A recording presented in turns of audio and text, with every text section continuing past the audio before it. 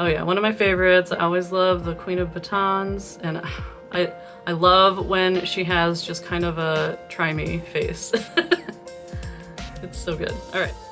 Hey there, this is Ina from Taproot Tarot, and today I'm going to do the tag Top 11 Current Favorite Decks that was started by Amethyst Ascension with the purpose of taking off the pressure of choosing an all-time favorite group of decks and, neglecting, having that guilt of neglecting your other decks, which I think is a really nice idea. Even without that pressure, it was still difficult to choose 11 and makes me feel like, oh, I wonder if I have too many decks. I don't even have that many compared to a lot of folks, but it's still, how many do you really need?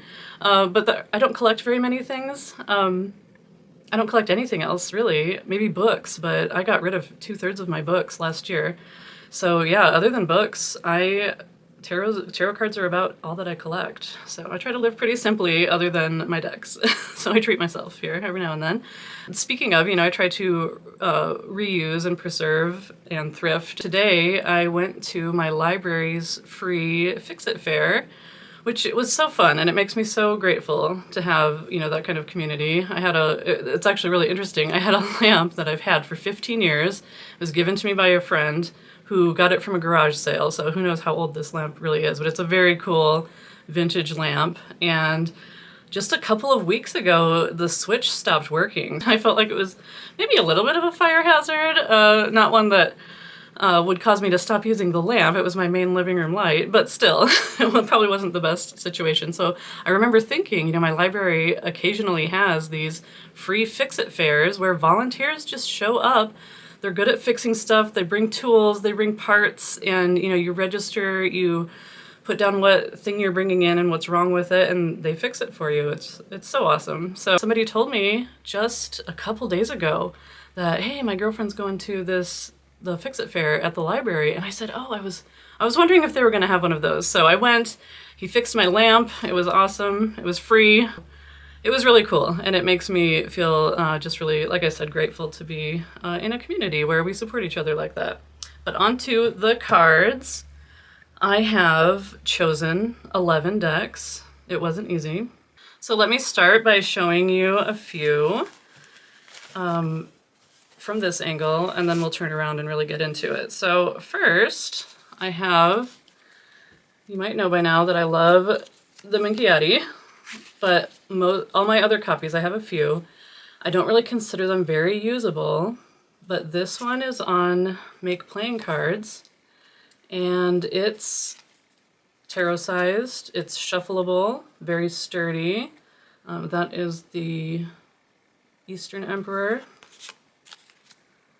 Then we have Gemini. One thing I love about this, I can't remember the name of the person who made it, but it's on Make Playing Cards. So if you search Minchiate on Make Playing Cards, you can find it. This is an Etruria version. And one thing I love about it is it has no, other than the numbers on the triumphs, there are no other labels, which I love. This is the King of Batons. And when I do a reading, I'm always tempted to just go straight to the words or numbers on a card. That's Sagittarius, which, it's hard to keep straight. There are a lot of centaur and centaur type beings in this deck. But anyway, I love not being distracted by words. Oh, here's one of them. All the knights are these centaur type beings. Here is a Knight of Coins. And so yeah, the lack of labels. It's a pip deck, but there are some cute little drawings. Decorative more than meaningful. Here's Charity. So yeah, super cool deck. Oh, there's trumpets. You can see that's number 40. And it's great, Make Playing Cards cardstock. It is, there's a lot of batons in a row. There's the Queen of Swords. It's just a very shuffleable, very usable deck. This deck has a lot of monkeys looking in mirrors. I don't know if that's trying to say something about the person looking at the deck or what. Here's Justice. But yeah, it's beautiful, but it isn't one that I feel like I have to be extra careful with. It's very readable. There's the hanged one with money bags, which I love. There's Aries. I'm not I wouldn't call myself a proficient reader of this deck yet. But, you know, with a more usable deck, I feel like I can start, you know, getting better at reading this. Here's the sun. Oh, here's the fox in the hen house. I love that one.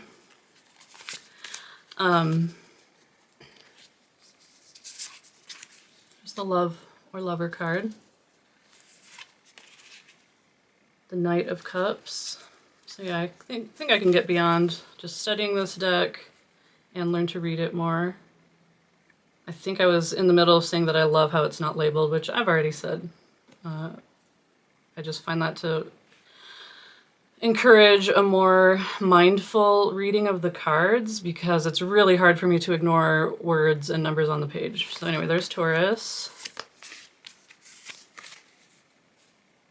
Oh, those are, what are their names? Romulus and Remus.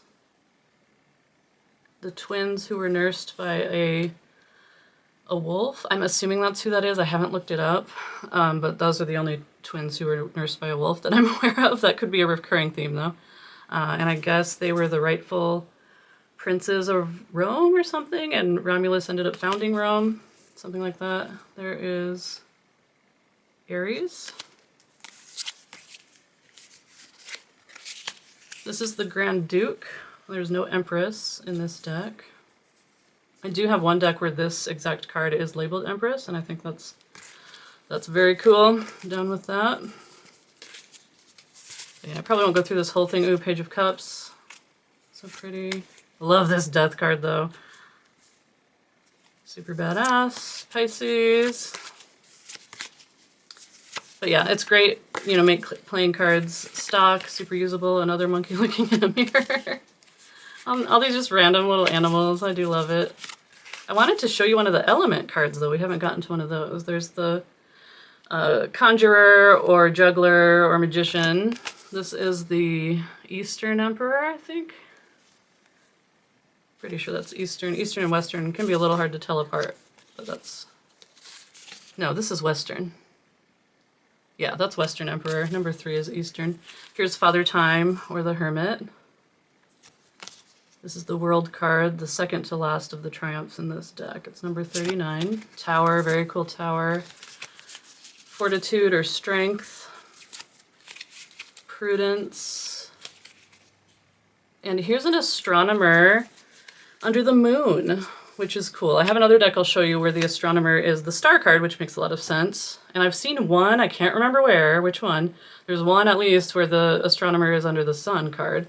But here's the Astronomer with the moon. And the reason for that is that the star is one of the 3 Magi, which I think is actually pretty cool. I wanted to show you an element card. Here's Cancer, and here's one of the element cards. This is Earth, so it has 4 element cards. It's a beautiful Earth card. And what some people do, here's the Fool. He's supposed to be playing with the kids, which I think is true. I think they just didn't make grinny smiley faces during this time period the way we're used to right now. So we'll just say he's playing with the kids. Here's Fire. What some people do, though, is they'll take the astrological cards and the element cards out and use those as a separate oracle deck. So right now I've got them all shuffled in, but so I haven't decided really how I'm going to use this as a reading deck yet. But here's Knight of Swords, Page of Swords, the Devil. I guess I'm going through this. Oh, here's this is definitely the Western Emperor, and that is number 4. So that other one must have been 3. I just didn't look closely enough. So the previous Emperor was Eastern, this is Western. Oh, and here's the Magus. I love this card. I think it's so cool. I'm not that into... I don't know. I don't have a personal connection to Abrahamic religions, but I like the stories. They're kind of nice. Some of them anyway. King of Coins, Leo. All right, I won't go through all of them. But yeah, Make Playing Cards has a usable tarot-sized Minchiate if you're looking for one. And I love it. And I just ordered, it doesn't come with a box, so I just ordered a bag to put it in. The next one is one I've mentioned. It's in a tin. It is the Tarot de Maria Celia. I don't know if that's how it's pronounced, but that's how I like to say it.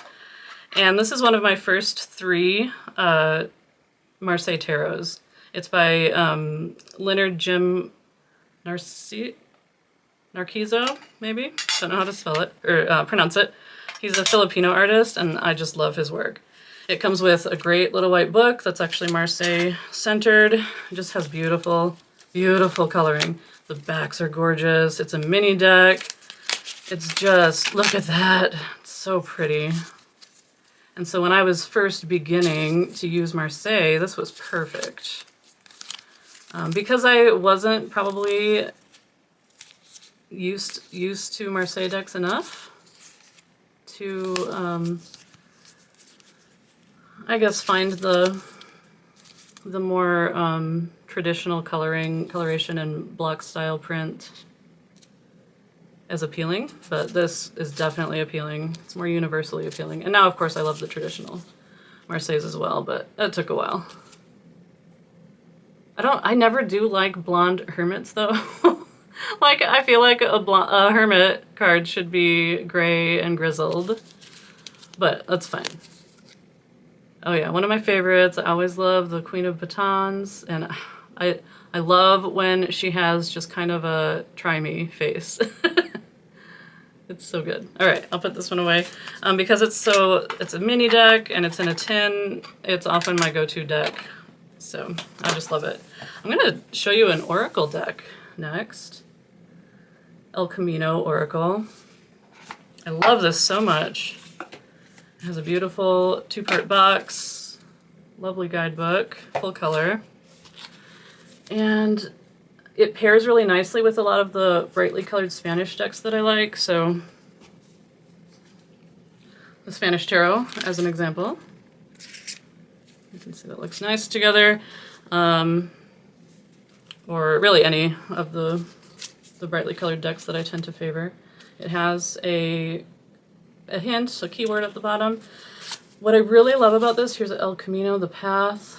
I love the guidebook is story-based. And here's a cacao pod. And so a lot of times I can read the description of the card once and it just sticks. For example, here's the padre, the father. His name is Simón Bolivar, I think.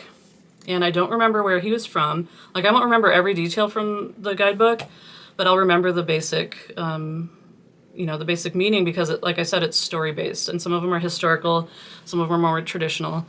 And he was considered the liberator of a bunch of South American countries from the Spaniards. Liberator from the Spaniards. He was very pro-indigenous population. And is considered a founding father, apparently, of a lot of South American countries. I don't remember which altogether. And this card is supposed to represent how masculine energy can be used for good and nurturance and liberation. And I just love it. I'll show you a few of these. I think it's just so beautiful. Absolutely gorgeous. And it's a mixture of various different cultures, and it's got both pre-Christianity indigenous culture as well as post-colonization culture. Oh, look at that. I forget what it says. It's first gen. It's so cool. Yeah, it's just a gorgeous deck. Okay, here's another one with a good story.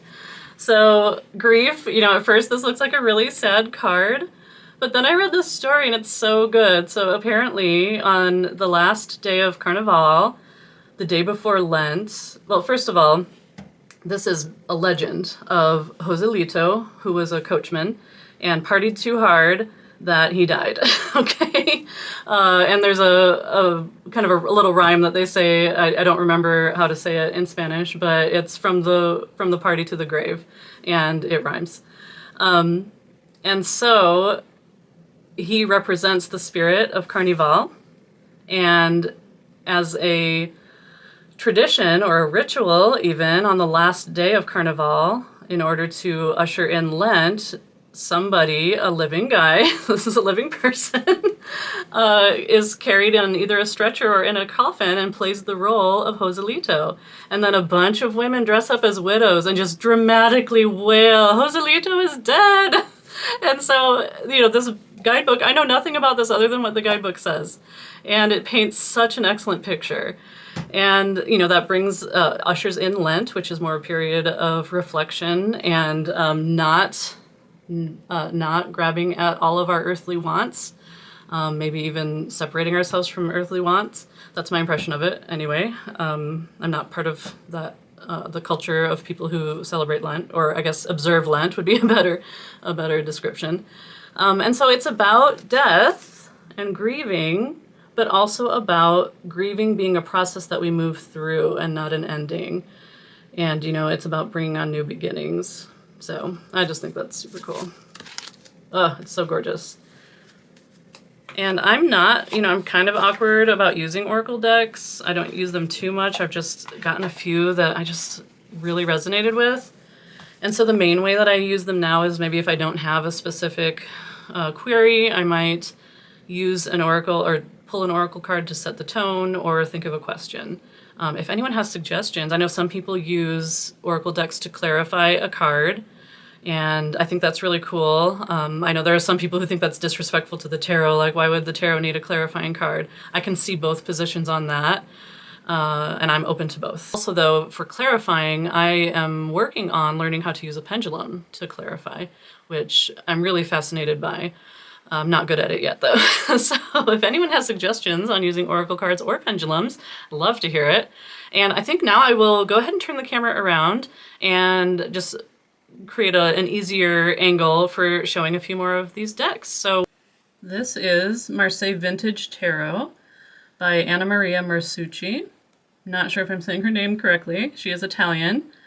And she is the author of this book. The current edition is blue and uses her deck, but I think it has basically the same text. And it's an excellent book. I think a lot of purists don't like it because it's translated from Italian, and so they translated coins into pentacles for the English speakers, which they probably thought we would enjoy. But a lot of people, very serious about Marseille don't appreciate that. But I love this book, highly recommend it. Again, it's a blue cover for the current edition. And so because she is a Marseille expert and, coming from an Italian perspective and not a perspective where a lot of RWS meaning will sink or bleed into her interpretations, her little white books are all excellent. So she has several decks and I recommend any of them. This one, they're all the same imagery. It's based on the Conver, and I think they're all from Lo Scarabeo. This one comes with an awesome two-part box. This is probably my favorite way to have tarot, in a two-part box. And her little white book is great. And this is a distressed version of her deck, and it's so beautiful. It's probably, if I didn't say it already, one of my top most used decks right now.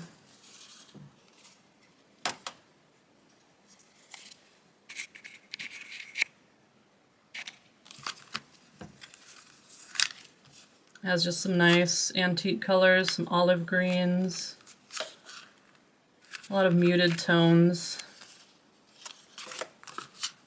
Really beautiful. I won't show you all of them. It's a Conver deck, but a particularly lovely one. Now I have one more Oracle deck to show you. And I think it pairs really well with this Marseille deck. And that is the Enchanted Spell Oracle. It's by Priestess Moon. She is a practicing witch who lives in Australia, but visits Scotland to get back to her roots and to learn traditional hedge witchery. This isn't a totally traditional deck, though. It has some more modern images in it, which at first I wasn't so sure about, but they're really fun and great. It has a really good guidebook. All the cards are in alphabetical order, so they're easy to look up. And the art is beautiful. Let's show you a few here. And it's got plant associations. Now some of the cards, there's one group of cards that are all more joyous, and they portray these fun pixies with cool tights, stripy tights. And some of them have, you know, drinks in them and things like that. So this one's luck. So these are all the more lighthearted ones. Those are the ones that at first I thought, you know, I had been looking for something to pair with a Marseille deck, which is difficult with an Oracle deck. And these I wasn't sure would work at first, but they really do. I mean, the Marseille deck is also cheeky and fun, so it works. It's got lots of symbolism that you can look into. But like I said, it pairs so nicely with this vintage tarot, Marseille. It shuffles pretty easily. I do riffle shuffle it. Okay, so here we have Wishes. This is one of the more cheeky, fun ones. And here we have Protection.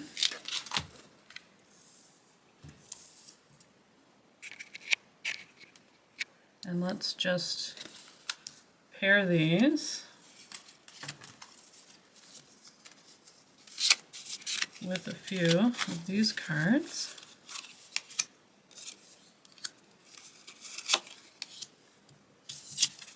A little more variety in here.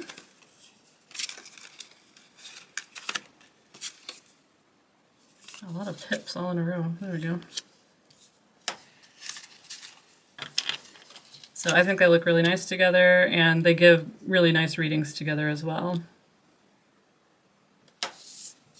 The next one I've got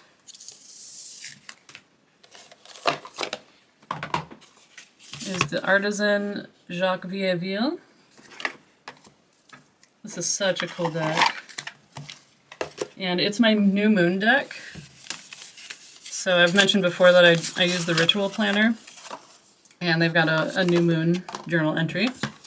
And so this is the one that chose itself to be my new moon deck. And I could make a video probably about how it did that. Both of my moon decks chose themselves. So I'll tell that story in another video. But look at these. It uses color gradients, which is unique. Not unique necessarily to this deck, but it's not common. And it has purples, which there is an idea that purple was not common at all back in the day, I guess. But there was a point when it was. And then at a certain point, and I apologize, I don't know the date, there was a tax put on using purple. So they had to stop using purple. And this one, oh, I don't have the description card. I don't remember the date of this. So I can do a more detailed walkthrough of this deck if you like. This is the lightning card rather than the tower, and I often refer to the tower as the lightning either way, because the way I see it is that all the triumphs prior to that, and it's especially embodied in the devil card, those are all earth-based, and you can't get much more earth-based than the devil. And the ones after that are more celestial. So, you know, we go into the star and the moon and so forth. But the tower, or lightning is a bridge between the heavens and the earth. So I just look at it as a bridge between the more earth-based triumphs and the more celestial ones. Because obviously lightning, if you don't know, it doesn't just strike from the top down, but the charge meets in the middle. So it comes up from the earth and down from the sky and meets in the middle. But yeah, this is such a beautiful deck. And I will show you, this is the one I was telling you about that has the astronomer in it. It has a really cool sun. And here is the astronomer for the star. Whereas in the Minchiate, the astronomer is the moon card. And one of the magi is the star. And I just love an astronomer as the star. The other cool feature, oh, look at that horse. I love horses. I was a horse girl when I was a kid. The other main feature of this deck is that it has a spinner as a moon card. which I think is just beautiful. It's definitely not your usual moon symbolism, but for certain things it does resonate with me. And today being the new moon, I do like this as my new moon deck because from the new moon forward, you are, spinning something. So she's creating something and moving forward into the fruition of the full moon. So I like that symbolism. Super cool devil. All right, let's move on to our next one. And I have not been counting. I'll have to put numbers in the video. This is one of the late Vincent Pitisci's decks, which are still available on Make Playing Cards. And I made sure to purchase them. I'm not sure, how long they'll be available. That was a tragic loss almost a year ago, or about a year ago. And I really relate to his way of thinking, his way of teaching. I just have a lot of respect for him. So I definitely wanted to get a few of his decks, and this is one of them. He recolored the 1JJ Swiss, and I love the 1JJ Swiss, even the kitschy 70s coloration. But and this, by the way, is in a nice 2-part box, linen cardstock. It's wonderful. He made the backs a more tasteful deep green. And the 1JJ Swiss, of course, is a Jupiter and Juno deck. And I really gravitated toward those, so I have several, because at first I was really not comfortable with the Pope and Papess. Just not being, a religious person or a part of that culture, they weirded me out a little bit. And the more I studied them and learned about them as archetypes, the less I see them as an actual Pope and Papist. They have so many, pagan underpinnings to their lore, I guess. And I don't know, I've just become much more comfortable with those two. And the Juno and Jupiter, if those are in a deck, you can't really read those as the same as you would a Pope and Papist. They're different, particularly Jupiter. Well, really both of them. So it's a conscious choice to choose one of my Juno and Jupiter decks because I'm not going to read them the same.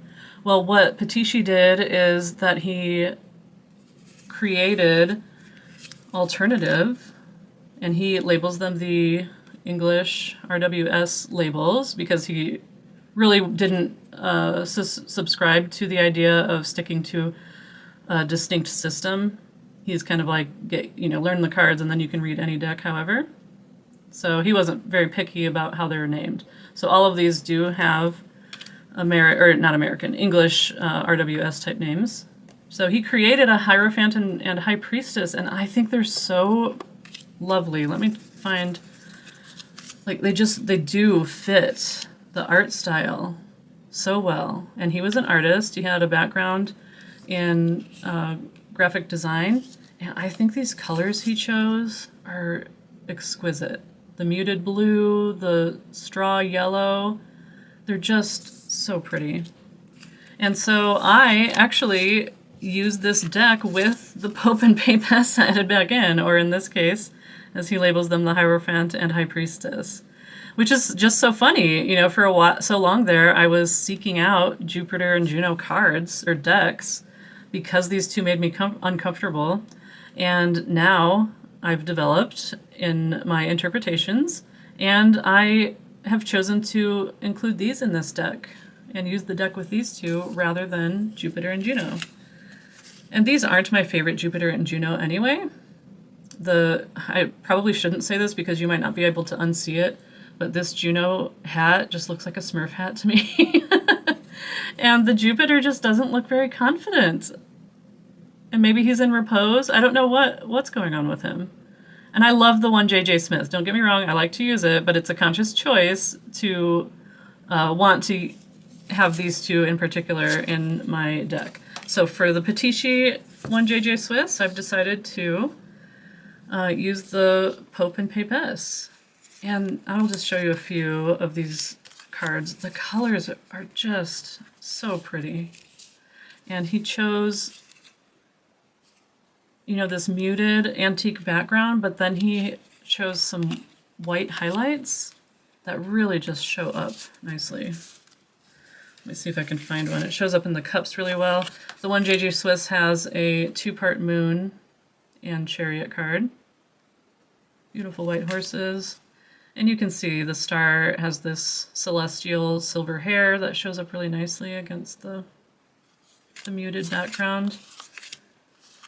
I'm gonna show you, oh, here we go, here's a cup. So all the cups have white inside, and it's just very bright and nice against this background. So yeah, I think he did a really nice job with this deck, and I will shuffle it for you because, oh my goodness, it's the Make Playing Cards linen cardstock, and it's just so nice. It's perfect. So that is one of my Pitisci decks, and the next one is his Tarot de Marseille Keyword Edition. And if you don't know, I have been working for some months now on reducing my reliance on looking up meanings and starting to actually read cards. And it's not a fast process because I have other things to do. And so this I have in order right now. If you know Pitisci, you know he likes his Celtic, or liked his Celtic cross. So he's got a little cheat card on that. And he's got some keyword meanings listed. But then this is his Marseille deck, the Black Keys edition, and I also have a copy of that. And it has the keywords. And so far I'm keeping this in order. I will probably start to shuffle it up and use it at some point. But this aligns, they're the same keywords that are in Bare Bones Tarot. So if you're working with that book, this is a really good study tool. It has really cool, the fish or dragons that are on the two are kind of faded in the background here. And it has kind of an MC Escher style knight art, which is pretty cool. I don't know anything about where he found that or if he made it, but it's neat. So yeah, like I said, these are in order, so let me show you. He has two versions of his deck, and this one features the Black Keys edition. And so yeah, he starts out with a few different keywords and then branches those off into more details to help you learn how to let your mind wander into the different possible meanings of a card. And it's a really nice tool. And I really love the Bare Bones Tarot book. It's been super helpful. He just has a very straightforward, no-nonsense way of looking at tarot that I really appreciate. And it just speaks to me specifically. He did do a few artistic edits, and one of them is the Queen of Batons. He didn't like the balance of her baton, so he made it full length. I think it's pretty cool. And you can see the drawing lines are left. He didn't take those out. He wanted it to look drawn and more authentic. So those are his hand-drawn lines, and he improved the hands. I'll actually show you one of the prettiest edits he made is for the Magician. Look at those hands. He did a nice job. So this is super useful. And it's definitely helping me in my learning process. Next, this is Les Tarot Archetypal by a French tattoo artist, Dystopia Tinta, whom I follow on Instagram. Their art is amazing. And I found this by, one of my favorite things to do is browsing French Amazon and looking up Marseille tarot. and the coolest decks will come up. I don't order from French Amazon. I'll find another place to order from. But if you want to find interesting new decks, that's one way to do it. Here is the Knight of Swords in the box. It's a beautiful 2-part box. And it has the sun in the bottom, a nice book that is in French, which is fine. I don't read French, but I don't need to know about the archetypes anyway. But it says this is, oh, I have read the,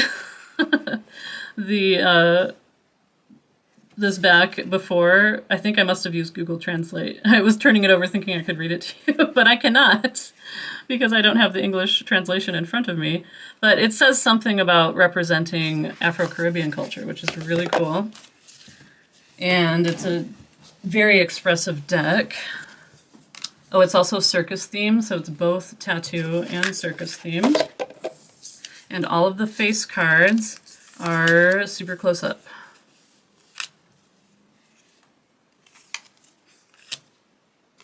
And I won't show all of them, but there's, you know, kind of pared down to the basics of the, you know, symbolism. There's the star. A lot of batons in a row there. Got to decide which way I'm going to set these down. Decide on one. Very cool moon. There's the Emperor. And these colors are just beautiful. And I love doing readings with it because the eyes, all the faces, they're not all facing straight forward. Some of them are at 3/4. Some, like the Emperor, are in profile. But the eyes, even when they're facing straight forward, are expressive enough you can still read direction in those. And so, like I said, circus performer theme. The Pope is bare bones. Look at that, that's so cool. The Ace of Batons. And another one where we do have labels, we don't have numbers though, so you do have to count the pips, which I actually like. Oh, no. There are numbers, never mind. But I do like cards where you have to count the pips because it helps me to be more mindful of what's actually on the card instead of just reading it. And all the knights are just horses, which I love. Fortitude. Look at him, he's so fancy. Justice. The Wheel of Fortune is so cool, very circusy. The World is like a meditation card, very alchemical. Ace of Cups. Super cool death. That's a swallowtail butterfly, but it kind of reminds me of the monarchs and the tradition around those with Dia de los Muertos. The Papes is all completely symbolic, which is cool. And let me show you, I love him. Very distinguished gentleman. A lot of the queens have their faces obscured in kind of a dramatic way.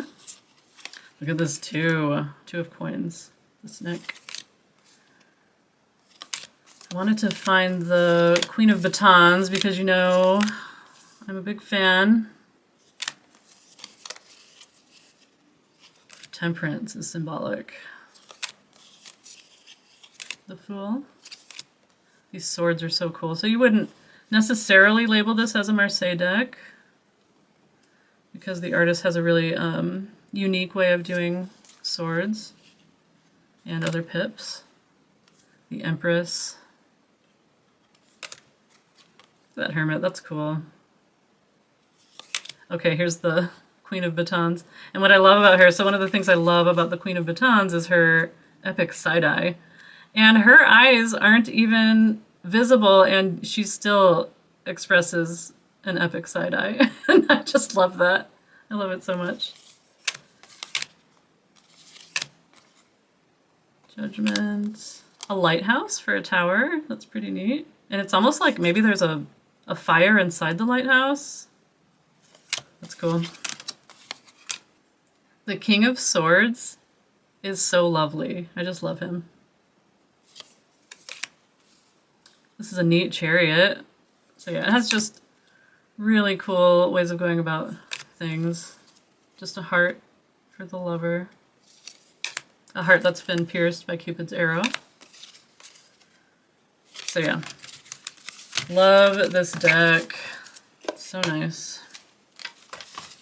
Now we've got Tarot de Marsella by Robledo, Pablo Robledo, and this deck is just a dream. The little white book is absolute poetry. The colors are gorgeous.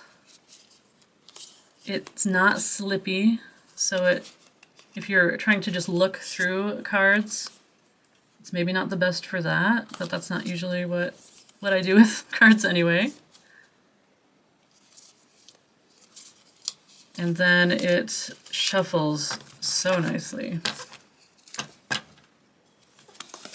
I don't know what these cards are made out of, what the cardstock is like. I'm not the best shuffler. There's something just really unique about this cardstock. It almost feels like it has rubber in it or something. So if anyone can tell me what it is that makes this cardstock so bendy and lovely. I did buy this pre-owned, so I don't know if this is the most recent edition, but it is one of the editions that comes in a tuck box, which is nice and embossed. And it comes with the little white book. My understanding is that some of the earlier editions don't have this. So if you order it, I highly recommend getting a copy with this book because it's just absolutely beautiful. And this edition is 2A, it says. 2023. I think it has like 6 editions or something. And the book, if you turn it over, has a Spanish section as well.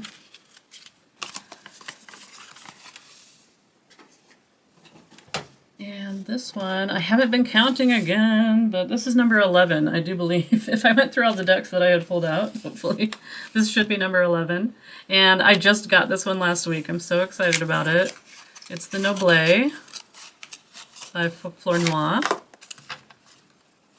And it's lovely. I did round the corners. It's a mini. It came with square corners. I rounded them on the smallest setting, so it's not, you know, too out of place looking. I think it fits the cards nicely. And it's so pretty. This is the type 1. So it's got the blindfolded Cupid, the scalloped decor instead of the curtains on the chariot. Several other changes. I haven't read this book yet. It does come with a book with Flornoy, Jean-Claude Flornoy's writing. I'm sorry, I should have looked this up. This has a little bit of history. There is a famous piece of writing, an essay by Jean-Claude Flornoy in here as well. Now, I also ordered his book. He's a little more esoteric than I am, but I still, you know, I love reading various different viewpoints on the tarot. So I look forward to checking out his book. And I have to say that I am so glad I got this when I did, because I just know that if I had gotten this even a year ago, this would not have appealed to me. And now I'm just floored by how beautiful this deck is. And I'm just really glad that I got it at a time when I could appreciate it. Another type 1 feature is that the hanged one has their hands bound behind them, and you can see the fingertips above the shoulders. It looks very uncomfortable. And the death card has these little bangs, which are super cool. But yeah, these colors just blow me away. Oh my goodness. Let me set this down so you can get a better look. I apologize for knocking into my camera.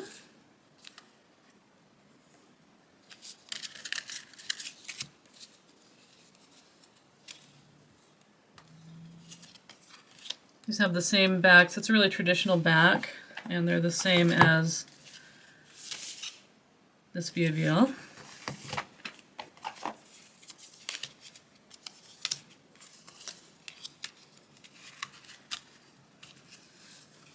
Yeah, I'd just like to show you a few of these colors. I'll go through all the pips and things. But I think this Knight of Batons is just one of the, all the knights have this really beautiful multicolored foliage at their feet. And this one just has, you know, the multicolored blankets, and his outfit, just the colors are just gorgeous. And then he's got these cute bangs. Look at the blunt cut bangs. And I know it's a forelock, but those are bangs. I'm sorry. And then you know how much I love the Queen of Batons. And she just has this air about her of F around and find out.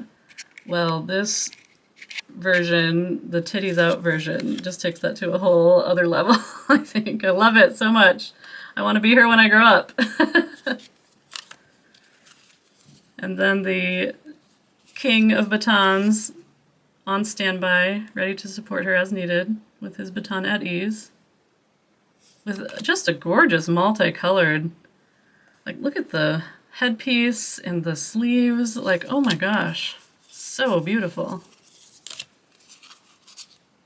Again, the knights all have this gorgeous multicolored foliage. They are just, ugh. So this definitely came to me at the right time. I ordered it directly from Flornoy's website is still up. He has sadly passed away, but the website's still active. There are several other decks and books available. And it's a nice, you know, shuffleable, it's pretty thick cardstock. It's not super bendy, but definitely nice to work with. Those are my 11 decks. Assuming I counted correctly. We'll see. I'll go back and watch and see if there's 11. Thank you so much for joining me for this. This was really fun to do. I really enjoyed watching all of yours as well. And thank you to Amethyst Ascension. Thanks again for watching, and I will talk to you soon.